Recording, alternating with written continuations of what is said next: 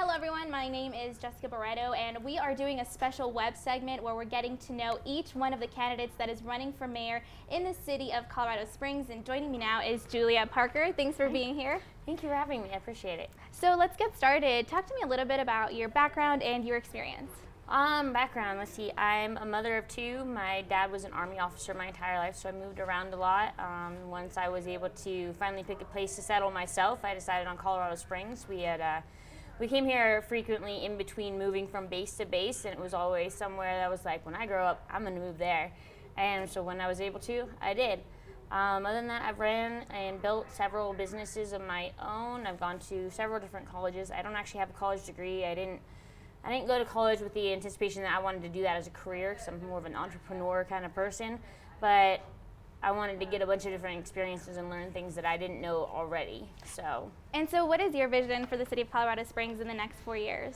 I want to make Colorado Springs a happy and safe and prosperous place for all of our residents. Unfortunately, right now, more than 50% of our residents are paying 50% or more of their income to housing costs. We have people who are working 2 or 3 jobs. We have people who are living homeless. We have 30% of our homeless have full-time jobs and they don't have a place to live. So as much as Colorado Springs has definitely improved over the last 4 years, and Southers has done some great things, but we can do better. Colorado Springs is great, but we have the potential of being really, really amazing. And speaking of prosperity, what do you think we can do to attract new businesses here? So one of the big things that is holding us back from actually getting businesses to move here and causing us to do things like the tax incentive to Shields is we don't have the infrastructure, we don't have the internet and technology services that big companies are looking for. So one thing I really want to do is put broadband across the city. I want to make us have fiber optics everywhere. I want to give us a smart grid city, kind of like Chattanooga, Tennessee has. And the other benefit of that is that we won't have Comcast having a monopoly of our internet services, which aren't really that good in the first place, I can still drive across the city, and if I'm on a phone call, lose 2 or 3 times.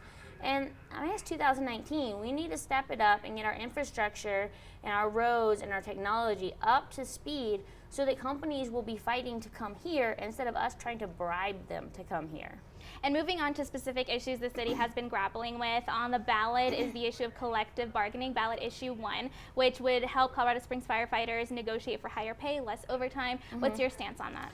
My stance is that, unions are something that has benefited. We have weekends, we have 5-day work weeks because of unions. I think that, much like my stance on just about everything in the city, is it up to the voters. If the voters feel that the firefighters should have that, then great, let's do that. If the voters feel they shouldn't, then let's not. Same thing with rec marijuana, same thing with bike lanes, same thing with tax incentives to different companies.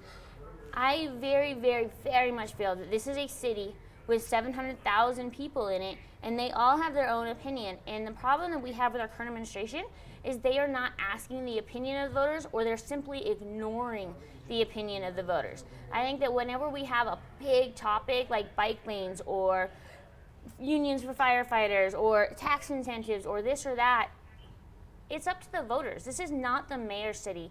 It won't be my city if I'm elected. It's not the current administration city. It is your city. It is all of the viewers' city.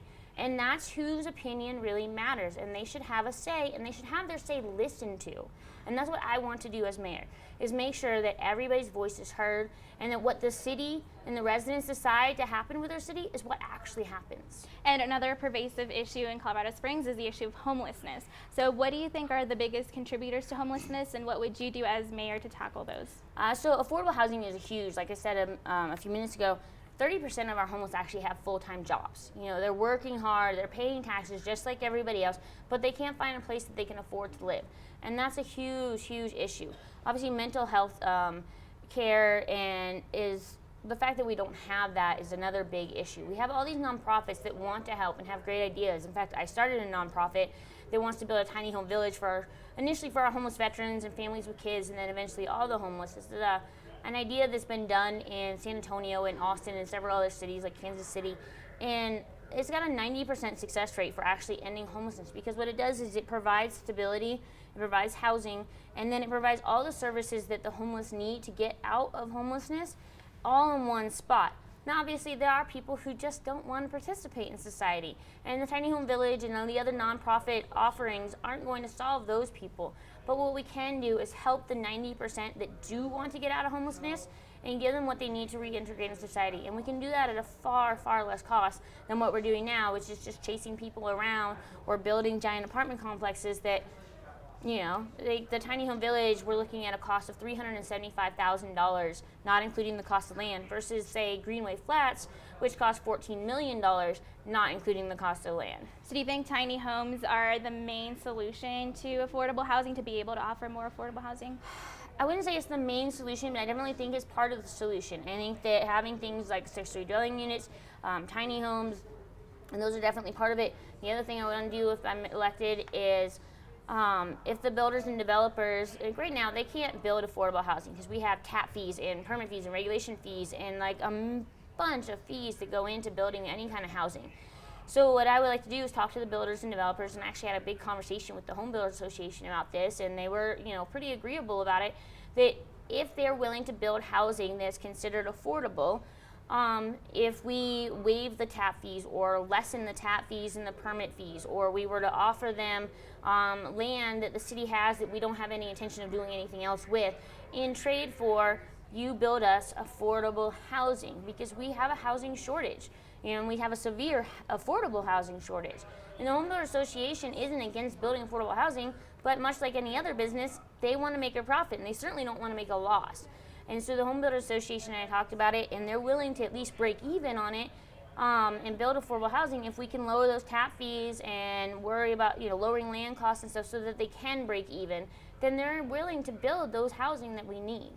And moving on to the issue of renewable energy sources in Colorado Springs. As we know, the Drake power plant will be decommissioned by the year 2035. So what are some renewable energy sources that you would champion?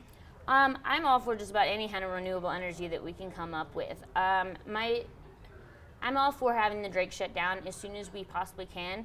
I've had people ask me, if you get elected, will you shut it down day one? No, I'm not going to shut it down day one, because our utility bills would skyrocket, and most people are having trouble paying them right now.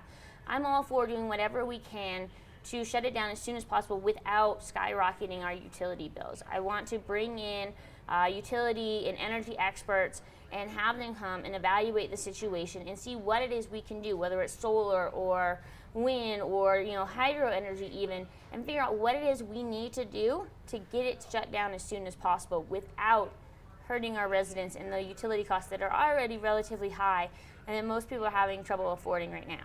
And lastly, the issue of the sale of retail marijuana. As you know, the city of Colorado Springs and El Paso County have banned that sale. So Yep. What's your stance on legalizing the sale of retail marijuana? Again, that goes back to my stance on just about everything. Let's leave it to the voters. I am 100% interested in putting it on the ballot, ideally in November, and just letting the people decide. If the people of Colorado Springs want it, great, then let's do it, and then we'll use the tax money. If the people say that, hey, you know what, we don't want that stuff here, great, then we won't have it here.